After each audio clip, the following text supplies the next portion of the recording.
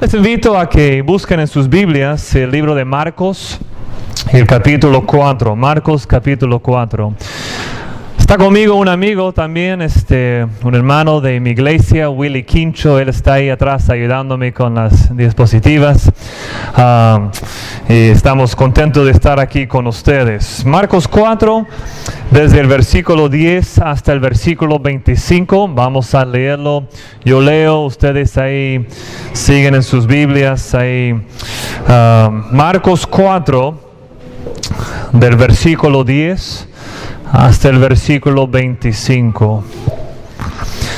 Antes del versículo 10 tenemos la parábola muy conocida, la parábola del sembrador. Y no vamos a leer esa porción porque sería un poco larga la lectura. Y además que Jesús va a repetirlo en la porción que vamos a leer en esta noche. Pero para que sepan en cuanto al contexto, Jesús acaba de explicar esa parábola del sembrador. Y nosotros entraremos ahí en la historia en Marcos 4, versículo 10. Voy leyendo. Cuando estuvo solo Jesús, los que estaban cerca de él con los 12, le preguntaron sobre la parábola. Y él les dijo: a vosotros os es dado saber el misterio del reino de Dios, mas a los que están fuera, por parábolas todas las cosas, para que viendo vean y no perciban, y oyendo oigan y no entiendan, para que no se conviertan y les sean perdonados los pecados. Versículo 13. Y les dijo: ¿no sabéis esta parábola? ¿Cómo pues entenderéis todas las parábolas? El sembrador es el que siembra la palabra, y estos son los de junto al camino, en quienes se siembra la palabra, pero después que la oyen, enseguida viene Satanás y quita la palabra que se sembró en sus corazones. Estos son asimismo los que fueron sembrados en pedregales, los que cuando han oído la palabra, al momento la reciben con gozo, pero no tienen raíz en sí, sino que son de corta duración, porque cuando viene la tribulación o la persecución por causa de la palabra, luego tropiezan. Estos son los que fueron sembrados entre espinos, los que oyen la palabra, pero los afanes de este siglo, el engaño de las riquezas y las codicias de otras cosas, entran y ahogan la palabra y se hace infructuosa. Y estos son los que fueron sembrados en buena tierra, los que oyen la palabra y la reciben, y dan fruto a 30, 60, a 100 por uno. Versículo 21. También les dijo: ¿acaso se trae la luz para ponerla debajo del almud o debajo de la cama? ¿No es para ponerla en el candelero? Porque no hay nada oculto que no haya de ser manifestado, ni escondido que no haya de salir a luz. Si alguno tiene oídos para oír, oiga.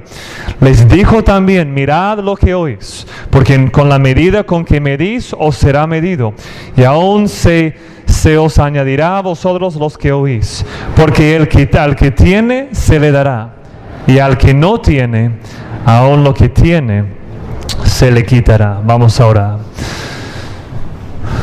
Padre nuestro, nos dirigimos a ti en esta noche porque con la palabra en nuestras manos me toca predicarla, y necesito que tu Espíritu Santo tome tu palabra y que la aplique a nuestros corazones en esta noche. No puedo predicar tu palabra si no tengo el poder del Espíritu Santo, así que lléname.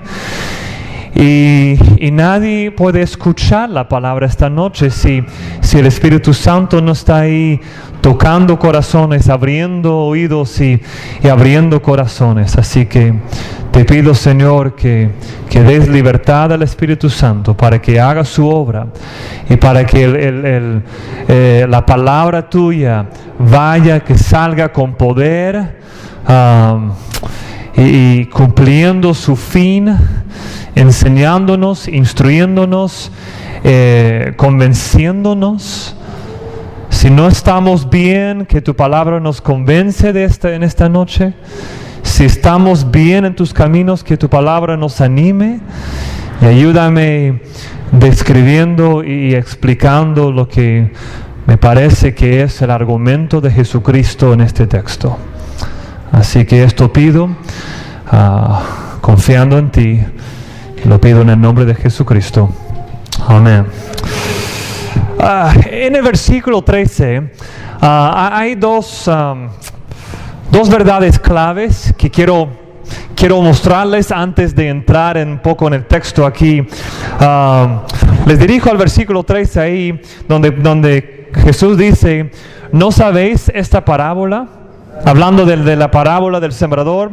¿Cómo pues entenderéis todas las parábolas? Y dos cosas aquí en forma muy breve. Número uno, lo que Jesús está diciendo es esto: que las parábolas son para que sean comprendidas.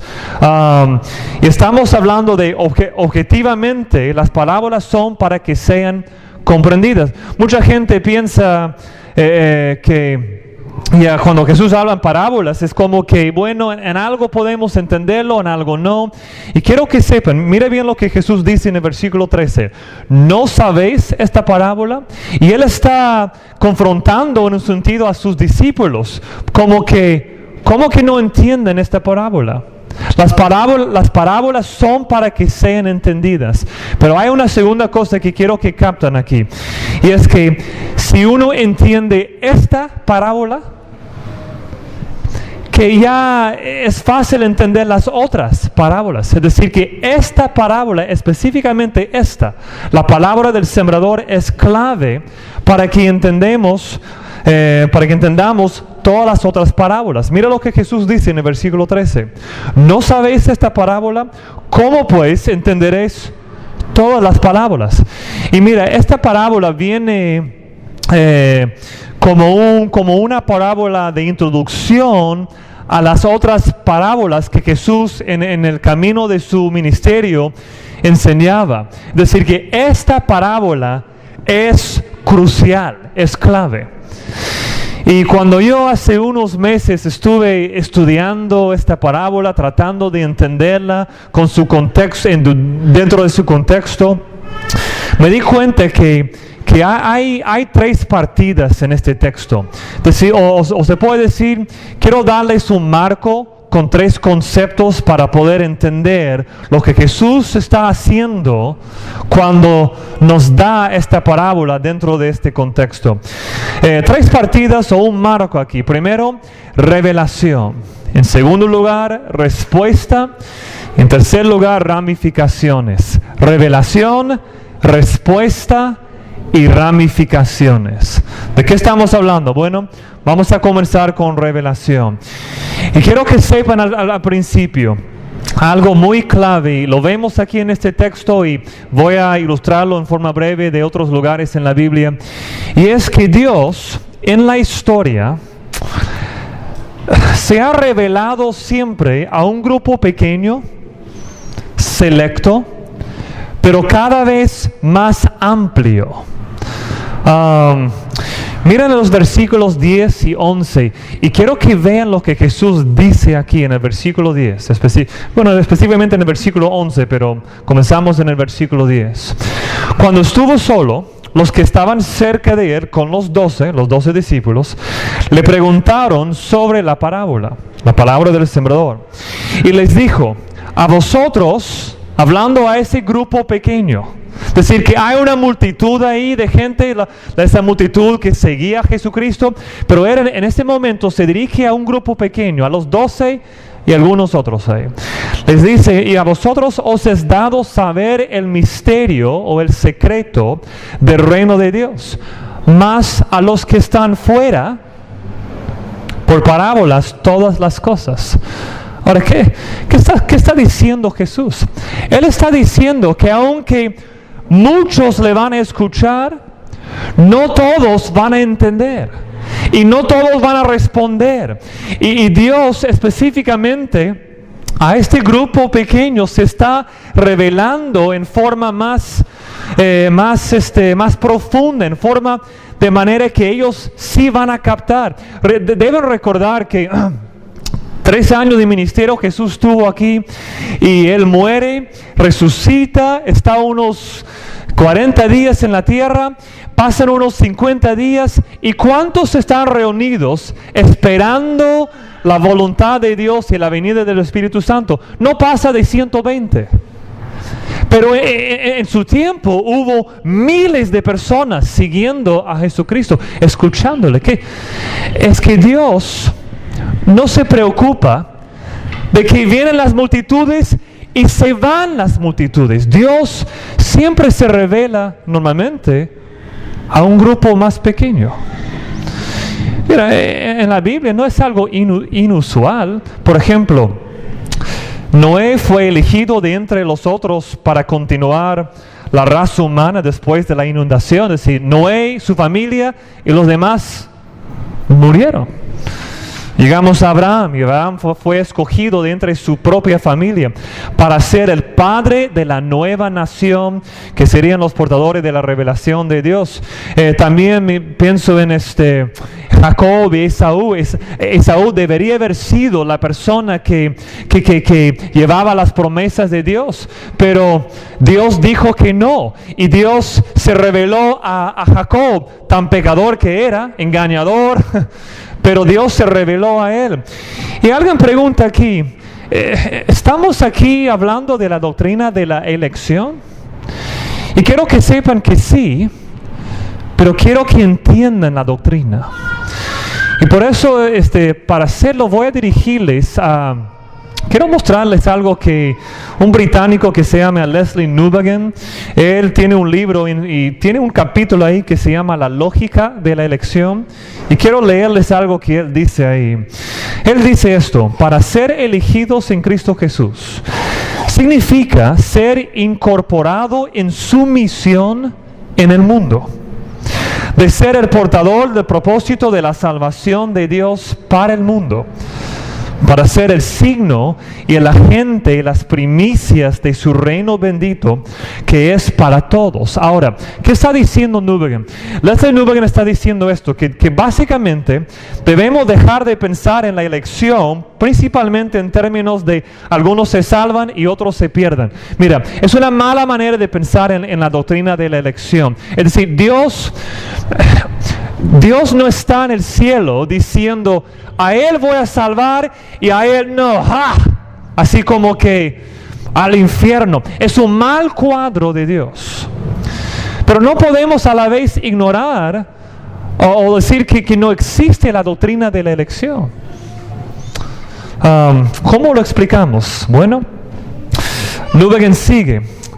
Dice ahí, significa la elección que este cuerpo particular de personas que llevan el nombre de Jesús a través de la historia, esta extraña y a menudo absurda compañía de personas tan débil, tan insensata, tan frecuentemente comprometida fatalmente con el mundo, es el cuerpo que tiene la responsabilidad de llevar el secreto, el misterio del reino de Dios en la historia. ¿Qué está haciendo Jesús aquí con sus discípulos? Les está diciendo, a ustedes se les va a revelar los propósitos de Dios, a otros no. No es que hubo algo especial en ellos, es que Dios dijo a ellos sí, y por medio de ellos tan débiles que eran. Solo hay que pensar en el apóstol Pedro, ¿no es cierto? Débiles. Pero por medio de ellos Dios se revela. Ahora, quiero seguir el argumento un poco. Dios en los tiempos de los evangelios se reveló principalmente por medio de la persona de Jesucristo. En Hebreos 1, por ejemplo, vemos que Dios, ahí el autor dice, comenzando su carta, dice, Dios, habiendo hablado muchas veces y de muchas maneras en otro tiempo a los padres por los profetas, en estos postreros días nos ha hablado por el Hijo, por Jesucristo. Marcos, aquí en el texto, puede mirarlo, Marcos 4, versículo 21. Quiero que vean algo muy interesante aquí. Ya Jesús acaba de dar la explicación de la palabra del sembrador, y miren lo que dice, versículo 21. También les dijo, ¿Acaso se trae la luz para ponerla debajo del almud o debajo de la cama? ¿No es para ponerla en el candelero? Versículo 22. Porque no hay nada oculto que no haya de ser manifestado, ni escondido que no haya de salir a luz. Ahora, ¿por qué está hablando Jesús de luz en este contexto? Y es porque cuando Jesús vino al mundo, Él vino como luz en el sentido de que su bondad, la belleza de su carácter, la justicia de su vida, presionara a aquellos cuyos corazones estaban oscuros y centrados en sí mismo. Y no hay que pensar más allá de los fariseos. Es decir, que cuando vino Jesús, los fariseos reaccionaron. ¿Por qué? Porque la luz de la vida de Jesús era como una luz sobre todo lo malo que hubo en sus vidas. Y no les gustó. Entonces Dios se reveló a ellos con Jesús, pero ellos no quisieron nada que ver con Jesús, porque su luz, la belleza de su carácter, reveló que ellos no eran personas tan buenas. Robaban a la gente, se enriquecieron ellos mismos, querían toda la gloria para ellos, no para Dios, aunque eran los que enseñaban la ley de Dios. Ahora, Jesús aquí está enfatizando que Él vino como luz para revelar la naturaleza verdadera del corazón de cada ser humano. Con la venida de Jesús, cada persona tuvo que tomar una decisión. ¿Le sigo a Él? Él que, aunque seguir a Jesucristo significa dejar todos mis malos hábitos, de dejar toda mi vida normal para seguir, ¿dejo todo para seguirle a Él o sigo buscando mi propio camino? Y después de 3 años, solo hubo 120 que respondieron a esa revelación de Dios en sus vidas. Ahora, un paso más en el argumento. Ahora, Dios se revela a nosotros por medio de Jesús, pero específicamente en su palabra. Mira cómo comienza Jesús la descripción de la parábola en el versículo 14. Marcos 4, versículo 14. El sembrador siembra, ¿qué dice ahí? Siembra la palabra. Ahora, esa palabra es la palabra en el griego logos, que es una palabra que es la palabra que el apóstol Juan cogió cuando quiso describir a Jesucristo. Dijo, en el principio era el verbo. Esa palabra verbo en Juan 1:1 es la palabra logos, y es la palabra que Jesús está usando aquí. Es decir, que lo que vemos aquí es que Dios se revela a nosotros hoy por medio de Jesucristo y por medio de su palabra. En un sentido, Jesús y la palabra son la misma cosa, porque cuando leemos la palabra, estamos leyendo lo que Jesús ha dicho. Entonces, nadie debe menospreciar esta palabra, porque si uno desobedece a esta palabra, a esta Biblia, es como desobedecer la voz misma de Jesucristo. Es la misma cosa. Entonces Dios se revela a nosotros por medio de su palabra. Cada vez que tú lees algo en la palabra o escuchas la prédica de la palabra, Dios te está revelando. Nadie puede decir, pero Dios no se reveló a mí. No. El mismo hecho que estás aquí esta noche escuchando la palabra significa que Dios se te está revelando Él mismo.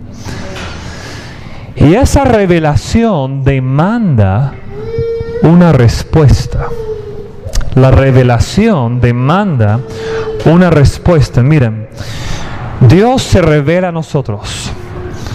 Somos conscientes de ello mientras leamos la Biblia, cuando veamos a Cristo en la Biblia, cuando sentamos convicción sobre el hecho de que no somos como Él.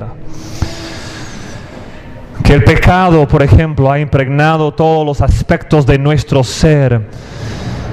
sentimos esa convicción cuando siempre nos quedamos cortos, cuando vivimos con los ídolos del dinero o el sexo, el poder dictando nuestros pensamientos y decisiones diarias.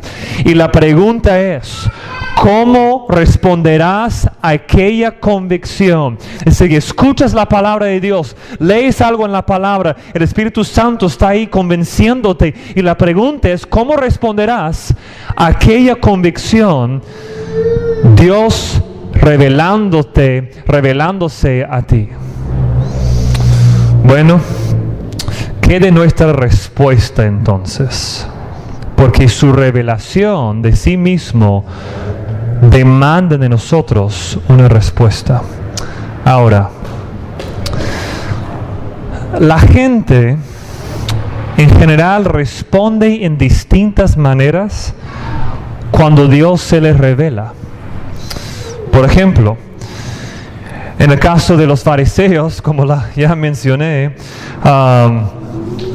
ellos vieron la vida de Jesús, su vida sacrificial. Vieron, por ejemplo, que Él vino destacando en ellos malos hábitos, es decir, hábitos pecaminosos en ellos, y ellos se cerraron a esa revelación de Dios. No tuvieron oídos para oír. Entonces, ¿qué hizo? ¿Cómo es para nosotros? Bueno, y aquí podemos entender el propósito de esta parábola. Es decir, que Jesús da esta parábola para describir las distintas respuestas a los que escuchan la palabra, a los que se encuentran con Jesucristo. Es decir, que Dios se te revela, y aquí con la parábola Jesús va a describir las distintas maneras en que la gente responde a la revelación de Dios. Y quiero describirlo de esta manera. Veo aquí en la parábola a tres fuerzas que resistan la revelación de Dios en Jesucristo. Tres fuerzas que resistan la revelación de Dios. ¿Cuál es la primera fuerza que resiste la revelación de Dios en nuestras vidas? Bueno, se encuentra ahí en los versículos 14 y 15. Jesús está hablando de Satanás, del diablo. Leo los versículos 14 y 15. El sembrador es el que siembra la palabra, versículo 15. Y estos son los de junto al camino, en quienes se siembra la palabra, pero después que la oyen, enseguida viene Satanás y quita la palabra que se sembró en sus corazones. Es decir, que la primera cosa que resiste la revelación de Dios en nosotros es una fuerza externa, es decir, que es un poder espiritual, es el poder de Satanás.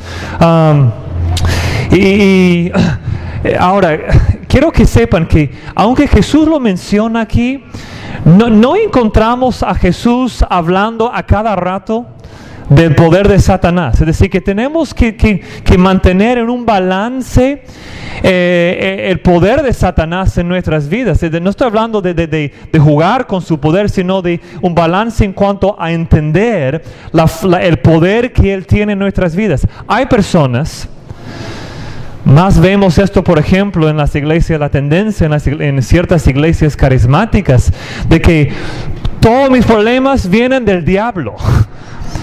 ¿Y sabe qué? Es una gran equivocación. Yo sé que el diablo resiste lo que Dios quiere hacer en mí, pero sabe que muchas veces mi problema soy yo. Es decir, que a veces es simplemente que yo no quiero obedecer, o yo no quiero amar.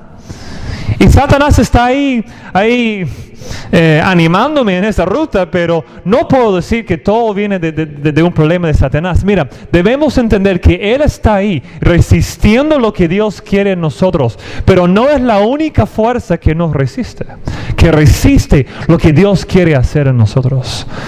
Hay una segunda cosa aquí, lo vemos en los versículos 16 y 17. Y es la tribulación y la persecución.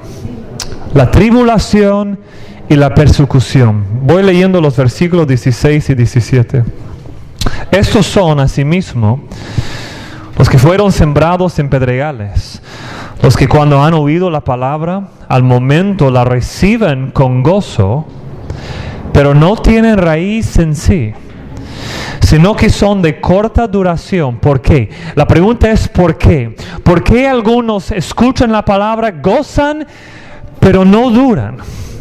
Y mira, esta pregunta, cuando aquí Jesús dice ¿por qué? Mira, nosotros debemos despertarnos en este momento, porque todos conocemos a gente que por un tiempo dieron el aparecer que Dios estaba obrando en sus vidas y vinieron a la iglesia por 1 año o 2 años y desaparecieron y ya no los vemos. ¿Y dónde estarán? Y cuando nos enteramos de dónde están otra vez en el mundo, tomando, cometiendo adulterio, lo que sea. Ya no están siguiendo a Jesucristo. Y la pregunta es, ¿por qué? ¿Por qué? Y Jesús responde a esto aquí. Mira lo que dice. Versículo 17. Pero no tienen raíz en sí, sino que son de corta duración. ¿Por qué? Porque cuando viene la tribulación o la persecución por causa de la palabra, luego tropiezan. Ahora, quiero aclararlo aquí por un momento. En un sentido, este texto no está hablando de nuestro contexto. Persecución por causa de la palabra. Perú no es un lugar ahora donde principalmente vemos persecución por causa de la palabra. Pero hoy en día hay lugares en el mundo donde hay persecución fuerte y duro por causa de la palabra. Hay cristianos en países principalmente musulmanes que están muriendo simplemente porque son cristianos. En la China, aunque en un sentido hay más libertad ahora ahí para el evangelio, sigue en ciertos lugares de ese país bastante persecución hacia los que dicen ser cristianos, que son cristianos. Entonces no debemos engañarnos y pensar que de alguna manera que a nosotros nos toca sufrir bastante. Simplemente si nos comparamos con otros lugares en el mundo, no es así. Y tenemos que ser sinceros. Pero en otro lado, lo que es cierto es que la persona que realmente quiere vivir según este libro va a sufrir persecución. Mira, si no me equivoco es Pablo, creo que es Pablo que nos dice, vamos a sufrir persecuciones. El que siga a Jesús va a sufrir persecución. ¿En qué sentido? Mira, quizás en tu familia, si tú realmente fueras a 100% seguir a Jesús, como en el caso del joven rico, vender todo para seguir a Jesús. Si realmente fueras a seguir a Jesús con todo tu corazón, habrá gente alrededor tuyo gente quizás que viene a esta misma iglesia que diría, oye, por favor, mira, hay que mantener nuestro cristianismo en balance. Pero en el cristianismo normalmente no vemos un balance, vemos algo radical. Vemos, por ejemplo, a Jesús llamando a Pedro y Juan y Jacobo ahí, y ellos dejan toda su vida, su vida laboral, su familia, todo lo que conocen, su pueblo, para seguir a Jesús. Es decir, que el llamado al cristiano es radical.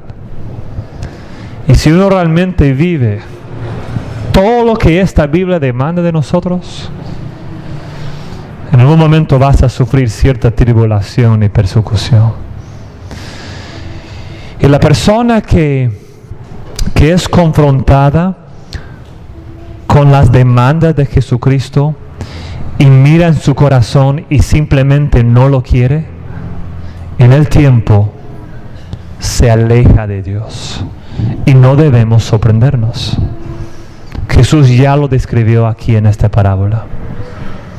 Ahora, hay una tercera fuerza, ¿no?, que resiste la revelación de Dios en nuestras vidas. Su gracia y su conocimiento en nuestras vidas. ¿Cómo se llama? Lo he llamado la mundanalidad. Y quiero leer los versículos 18 al 19 porque aquí Jesús lo describe.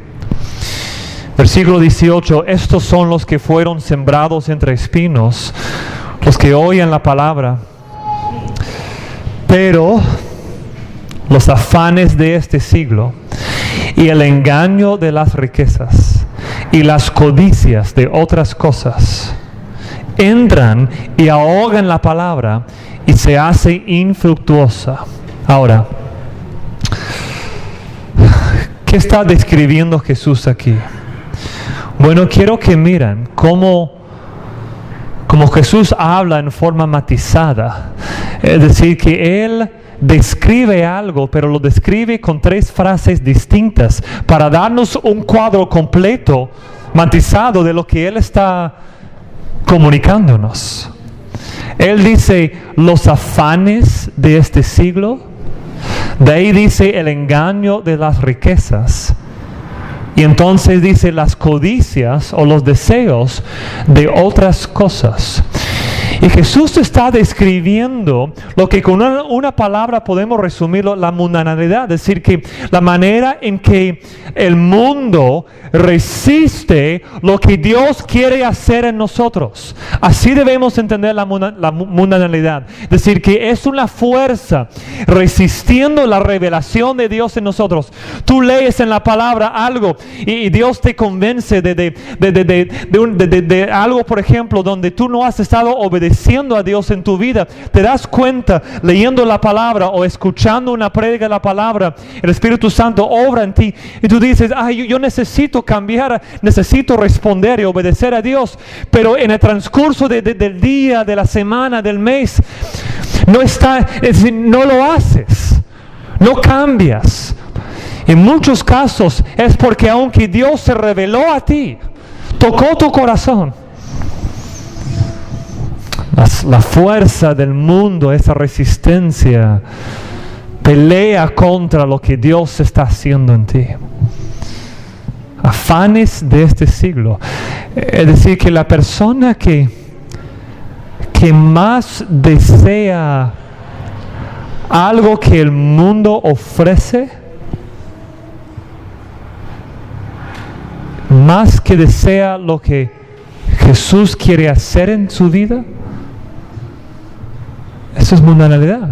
Y ni tenemos que hablar de cosas pecaminosas. Podemos hablar de cosas buenas, como un buen trabajo. Pero si en el fondo más quieres el buen trabajo que la voluntad de Dios en tu vida, ya has caído en la mundanalidad. Tú dices, pastor, yo pensé que la mundanalidad era tener pelo largo y tocar música mundana y ir a los bailes. Eso sí es mundanalidad, pero no es la única mundanalidad. Es decir, que cuando hay un afán, es decir, cuando hay algo que deseas más que Dios mismo, que Él mismo. Mira, aún dentro de un contexto de iglesia bautista, luchamos porque hay gente que va a la iglesia, lee la palabra diario, evangeliza, sirve en la iglesia, pero en el fondo no es que esta persona desea a Dios, es que le gusta el servicio, le gusta ser visto como una persona piadosa.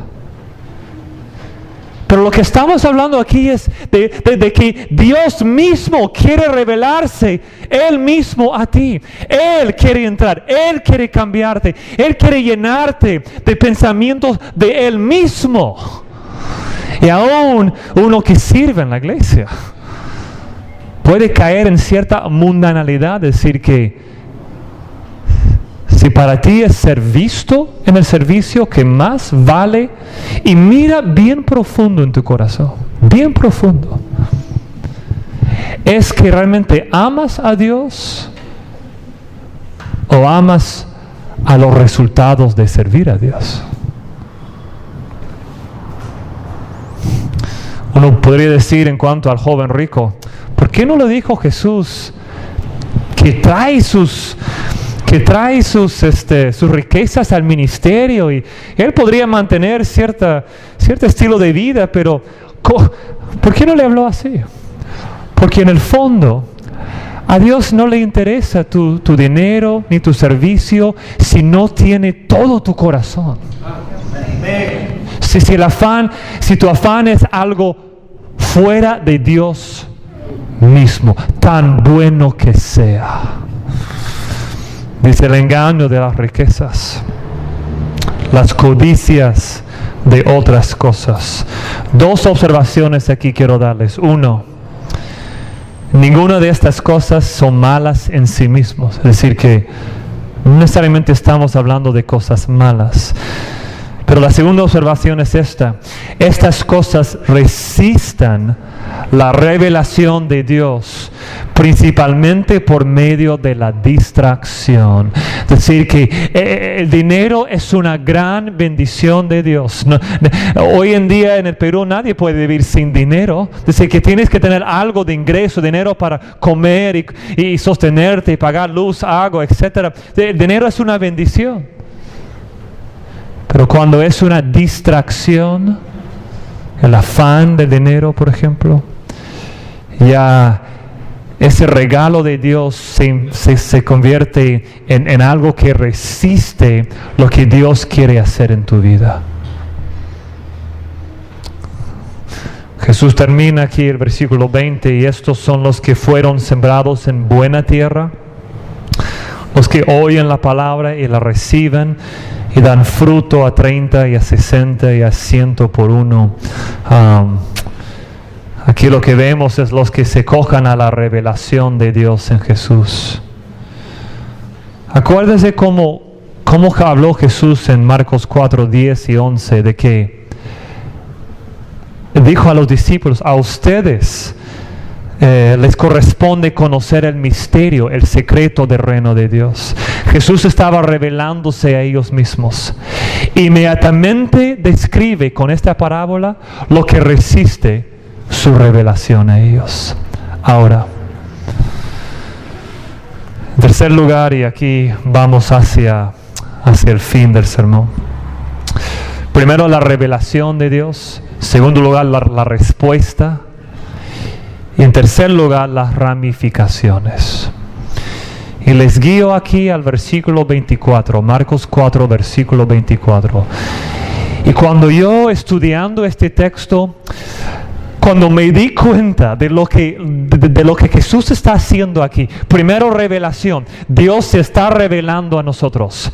Segundo lugar, respuesta. Él describe ahí las distintas respuestas y cómo debe ser nuestra respuesta de aferrarnos a Dios y dejar todas las otras cosas y resistir las otras fuerzas y seguir a Jesús con todo el corazón. Y cuando llegué al versículo 24 y vi lo que quiero mostrarles esta noche. La seriedad de lo que Jesús está enseñando me impactó en forma muy profunda. Y espero que tenga el mismo efecto en ustedes en esta noche. Marcos 4, miren lo que Jesús dice aquí ya después de esta parábola. Versículo 24. Les dijo también: mirad lo que oís. Mirad, guardarse, mirad, fíjate, mirad lo que oís. Porque con la medida con que medís, os será medido. Y aún se os añadirá a vosotros los que oís. ¿Qué está diciendo Jesús? Esto tiene que ver con que Dios se te está revelando. Y la pregunta es, ¿cómo responderás a lo que Dios te está revelando? Por ejemplo, Dios te convence de algo. Tú, por ejemplo, antes pensaste que estaba bien hablar con una falta de paciencia a tu esposa, enojarte de vez en cuando con tu esposa, pero leyendo la Biblia, Efesios 5, ahí te das cuenta que no puedes seguir hablando de esa forma a tu esposa, y entonces Dios por la palabra te revela que necesitas cambiar la manera de que hables con tu esposa. Y ahí tú tienes una decisión. ¿Cómo vas a responder? ¿Vas a obedecer o no? ¿O vas a desobedecer? ¿Vas a seguir como antes o vas a cambiar? Y Jesús está diciendo esto: mirad lo que oís, mirad lo que Dios se te revela, lo que te revela. Porque con la medida con que Dios se te revela, versículo 24, os será medido. Y aún se os añadirá a vosotros los que oís. Jesús está diciendo esto: si tomas en cuenta la poca revelación que Él te está midiendo, más te será medido. Mira, como predicador, yo vivo de este versículo. Yo vivo de este versículo. Es decir, que yo sé que llego a la palabra con poco conocimiento. Hay muchas cosas que yo no entiendo aquí. Entonces, cuando yo estudio la palabra para poder predicarla en mi iglesia semana tras semana tras semana, yo necesito que Dios me revela más, que Él me revela lo que está aquí, para que yo pueda entender lo que la palabra dice, lo que Jesús está diciendo. Y vivo de esto en el sentido de que sé que si yo obedezco a lo que Dios me revela, Él me va a seguir revelando más y más y más. Es así para el cristiano. Dios te revela algo, obedece. Y si obedeces, Él va a seguir revelándote más. ¡Qué gran promesa! Pero miran la advertencia en el versículo 25. Porque al que tiene, se le dará. Y al que no tiene, aún lo que tiene, se le quitará. ¿Qué está diciendo Jesús aquí? Me parece a mí que lo que Él está diciendo es esto: si no tomas en cuenta lo que Dios te está revelando, finalmente Dios deja de revelarse a ti. Porque al que tiene, al que está respondiendo, se le dará más. Y al que no tiene, y ahí ese tiene y no tiene, me parece que Jesús está diciendo el que responde y el que no responde. El que responde a lo que Dios está haciendo, lo que Dios te está revelando, y el que no responde. Al que responde, más le será medida. Y al que no responde, al que resiste lo que Dios quiere hacer en su vida, llegará el momento en que va a quedar sin nada. Aún lo que tiene, se le quitará. Hermanos, no hay una advertencia en la Biblia que más me da miedo, porque no quiero llegar al punto en mi vida en que Dios ya no me puede revelar algo. No. Ay. Y hermano, tampoco quieres llegar a ese punto. Es seria esta advertencia. ¿Qué te está revelando Dios? Es decir, ¿cómo es que en estos días Dios ha puesto su dedo de convicción sobre tu corazón, sobre tu conciencia, y tú sabes que necesitas simplemente obedecerle? ¿Qué es? ¿Es la manera en que tratas a tu esposa o tu esposo? ¿Tiene que ver con algún asunto en tu trabajo? ¿Alguna manera en que has manejado tu negocio? Sabes que no es correcto, estás engañando, pero es que Dios está poniendo en tu corazón de servirle de manera más involucrada en la iglesia, pero tú estás resistiendo eso. ¿Será que debes dar más, pero tú no quieres dar más, y Dios te está tocando tu corazón así, pero tú estás resistiendo por amor al dinero? si Dios está obrando en ti, hay esperanza. El momento que ya no sientes convicción, ahí debes preocuparte. Y simplemente queda obediencia, obediencia. Ahora el tema para esta noche es sirviendo a Dios con fidelidad. Revelación. Dios ha sido fiel en revelarse a ti. Dios ha sido fiel. Respuesta. La pregunta en cuanto a tu fidelidad es: ¿serás fiel a Dios que se revela a ti? ¿Cómo respondemos? Hay que resistir la mundanalidad que nos distrae de los propósitos de Dios. Hay que resistirlo. Ramificaciones. Responde fielmente a lo que Dios te revela. Es decir, que la fidelidad depende de cómo respondemos a lo que Dios nos está revelando. Y para concluir, quiero que comprendan esto. Que Jesús se nos revela nunca hubiera sido suficiente. Porque nuestro problema no es solo la falta de conocimiento. Cualquier persona que escuche el Evangelio está bajo la revelación de Dios. La persona que escucha el Evangelio, el Evangelio es Dios revelándose a una persona. Cuando una persona lee un folleto o escucha la prédica del Evangelio, o su vecino le comparte el Evangelio, ahí está Dios revelándose a esa persona, dándole una oportunidad. Así que nadie puede decir que Dios no me reveló, que la culpa queda con Dios. No.